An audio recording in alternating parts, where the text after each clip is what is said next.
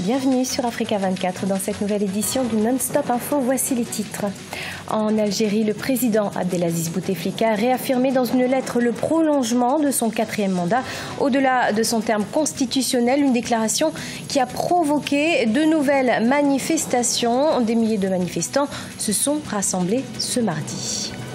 Rebond de la croissance économique en Mauritanie, une prévision du Fonds monétaire international pour cette année 2019. L'institution table sur une croissance de plus de 6% contre 3,6% en 2018. Et puis, le Soudan, en proie à l'instabilité, se tourne vers des fonds d'investissement arabes. Le pays vient de bénéficier d'un prêt de 300 millions de dollars pour soutenir sa balance économique. Depuis le 22 février dernier, ce sont des millions de manifestants qui descendent dans les rues des principales villes d'Algérie chaque semaine. Ils ont un unique objectif, s'opposer à la prolongation du mandat du président Abdelaziz Bouteflika. Un groupe réunissant opposants et dirigeants politiques a par ailleurs été formé et demande le départ du chef de l'État dès le 28 avril. C'est un sujet de la rédaction. Le président algérien Abdelaziz Bouteflika n'entend pas partir immédiatement. Le chef de l'État a confirmé dans un message ce 18 mars qu'il prolongerait son 4e mandat au-delà de son terme constitutionnel. Dans une lettre, le président réaffirme le plan présenté le 11 mars dernier, un plan qui prévoit une conférence à l'issue de laquelle sera organisée l'élection de son successeur. Que l'Algérie vive dans un avenir proche, une transition harmonieuse et assiste à la remise de ses rênes à une nouvelle génération. Tel est l'objectif suprême que je me suis engagé à concrétiser avant la fin de mon mandat présidentiel, à vos côtés et à votre service. Une déclaration qui a provoqué de nouvelles manifestations. Ils étaient des milliers à descendre dans les rues du pays ce mardi 19 mars pour réclamer le départ du président. Parmi eux, un groupe regroupant les forces de l'opposition et des dirigeants politiques baptisé Coordination nationale pour le changement. Ce collectif, en quelque sorte, il propose donc une feuille de route qui est nouvelle en tenant compte le respect des libertés, bien évidemment la constitution d'un comité de transition, une instance collégiale donc qui sera composée de personnalités politiques et issues de la société civile. Et le gouvernement, pour le moment, n'est pas prêt de reculer d'un centime. Donc, ils sont toujours dans cette position de débat et d'essayer de trouver des solutions, mais Bouteflika est toujours là. Pour rappel, le premier tour de l'élection présidentielle était initialement programmé ce 18 avril 2019. La campagne officielle, quant à elle, devait débuter ce 25 mars. Une élection désormais reportée pour l'heure. Aucune nouvelle date n'a été communiquée. Manifestation également en République démocratique du Congo où les militants du parti présidentiel UDPS ont protesté contre leurs propres députés provinciaux. Ceux-ci sont accusés d'avoir été corrompus lors des élections sénatoriales. L'installation des sénateurs nouvellement élus a donc été suspendue par la présidence. Explication Vina Nodin. Le président congolais Félix Tshisekedi vient de frapper fort. À l'issue d'une réunion interinstitutionnelle convoquée ce lundi 18 mars, le chef de l'État a décidé de suspendre l'installation des sénateurs. Des élections sénatoriales largement remportées par le Front commun pour le Congo, parti de l'ancien président Joseph Kabila, mais sur lesquelles planent des soupçons de corruption. C'est une réunion qui concernait l'évaluation de l'élection sénatoriale. Vous êtes au courant de tout ce qu'il y a eu comme contestation et comme dégâts et commentaires à l'issue de l'élection sénatoriale. Une décision rejetée par le PPRD, Parti du peuple pour la reconstruction et la démocratie, qui invite tous les sénateurs élus le 15 mars 2019 à rejoindre au plus tôt le siège du Sénat en vue de la validation de leur mandat, conformément à la Constitution et au calendrier de la CENI, créant ainsi les prémices d'un bras de fer entre le nouveau président et le parti de l'ancien chef de l'État. Lorsqu'il s'avère que les allégations de corruption s'affirment, sont confirmées, alors à ce moment-là, la justice va se saisir de l'affaire pour condamner et les corrupteurs et les corruptibles. Et pendant ce temps, Les députés qui ont été émaillés dans l'affaire de corruption seront remplacés au regard de la loi électorale. Le président Félix Tshisekedi a chargé le procureur auprès de la Cour de cassation de mener des enquêtes sur les possibles actes de corruption au sénatorial. L'élection des gouverneurs, prévue le 26 mars, est, elle, reportée à une date ultérieure. Des membres de l'UDPS, le parti de chef de l'État, demandent la tenue de nouvelles élections sénatoriales. L'économie mauritanienne ne cesse d'accroître, une bonne performance qui devrait dépasser les 6% cette année 2019. Selon le FMI, l'institution annonce par ailleurs un 4e décaissement de près de 23 millions de dollars de facilités élargies de crédit afin de soutenir la croissance économique mauritanienne. Les précisions d'Aïssatou Bari.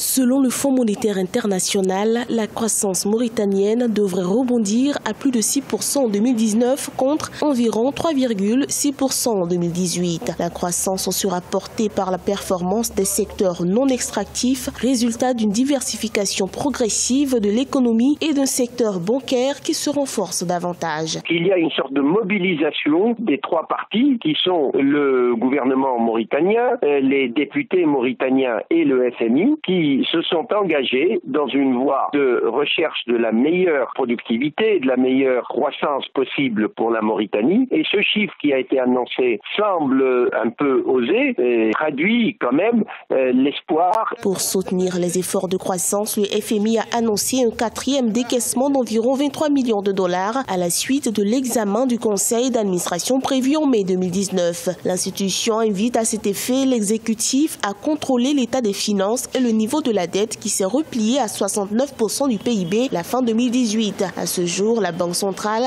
disposerait de réserves internationales de 919 millions de dollars. Il y a eu des promesses du gouvernement pour procéder à un certain nombre de dépenses qui stimulent la croissance économique. Il faudrait qu'elles soient suivies d'effets. On rappelle, l'économie mauritanienne a traversé 2 années de conjoncture en 2015 et 2016 avec des taux de croissance du PIB respectifs de 2% et 1,6% contre 3,5% en 2017. Un accord de près de 300 millions de dollars a été conclu entre le Soudan et le Fonds monétaire arabe. Le pays dont l'inflation frôle les 70% est sous haute tension depuis décembre 2013 et vit au rythme des contestations populaires. Le gouvernement soudanais compte utiliser ces fonds pour tenter de redresser la situation économique du pays. On fait le point avec Nelly Claude Bessa. Le gouvernement soudanais a paraphé 2 accords financiers de 300 millions de dollars avec le Fonds monétaire arabe. Dans le détail, 230 millions de dollars serviront à soutenir la balance des paiements, tandis que 70 millions de dollars sont destinés à aider le Soudan à commercer avec d'autres États arabes. Selon les observateurs, cet investissement du Fonds monétaire arabe apparaît comme un appui aux projets de développement et aux réformes économiques au Soudan.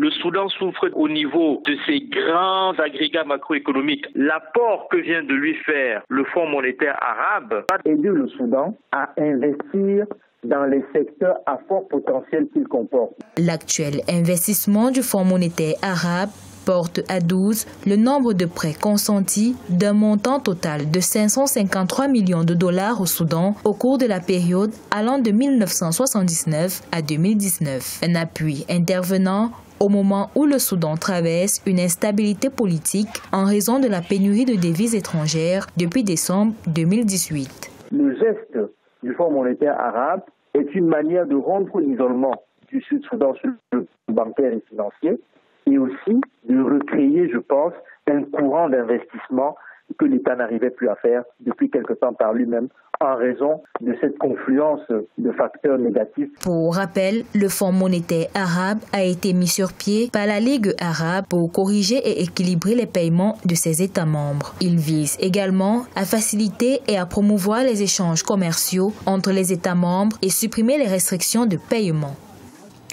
Le groupe marocain Attijari Wafa Bank a obtenu l'accréditation du Fonds vert pour le climat des Nations Unies, officiellement accrédité lors de la 22e réunion du Conseil à Songdo, en Corée du Sud. L'établissement devient donc la seule banque commerciale africaine et de la région MENA à obtenir cette accréditation avec une couverture régionale. Les détails avec Deva Panzou. Le groupe Attijari Wafa Bank est devenu la seule banque commerciale africaine de la région MENA et la 7e au monde accréditée par le Fonds vert pour le climat des Nations Unies. Cette accréditation constitue une étape importante dans la démarche d'accompagnement de la transition énergétique pour Attijari Wafa Bank. Elle devra aussi permettre à la banque de soutenir en partenariat avec le Fonds vert les projets de développement durable de ses clients publics et privés sur le continent. L'accréditation du groupe Attijari Wafa Bank par le Fonds vert des Nations Unies, le Green Climate Fund, vient couronner de nombreuses années d'efforts du groupe dans le domaine de l'accompagnement de la transition énergétique, mais vient couronner également les efforts du groupe Attijari Wafa Bank dans le financement d'un certain nombre de projets ayant trait à l'aménagement urbain et la préservation de l'environnement, tel que le projet de la baie de Cocody sur lequel nous avons eu l'honneur d'intervenir aux côtés de l'État ivoirien pour une levée de fonds concessionnels et la réhabilitation de la baie. Le soutien d'Attijari Wafa Bank s'effectuera à travers des cofinancements ou garanties d'investissement d'envergure pouvant excéder 250 millions de dollars par projet. L'accès au financement du Fonds vert va aider la banque à renforcer son positionnement de la banque leader panafricaine dans l'accompagnement du développement économique et social du continent.